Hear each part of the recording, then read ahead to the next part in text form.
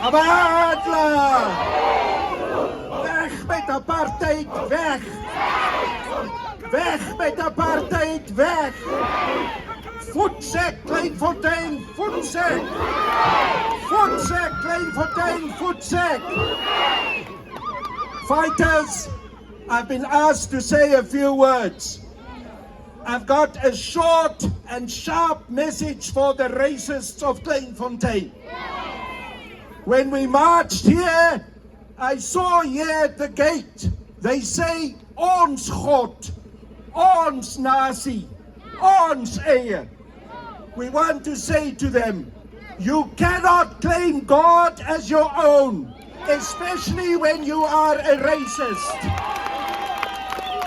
You cannot claim this nation as your nation. This country belongs to all of us. And this land where you are, it is not yours, it is the people's. We will not accept any racism. We will not accept you to exclude any black person from living on this land. South Africa belongs to all the people.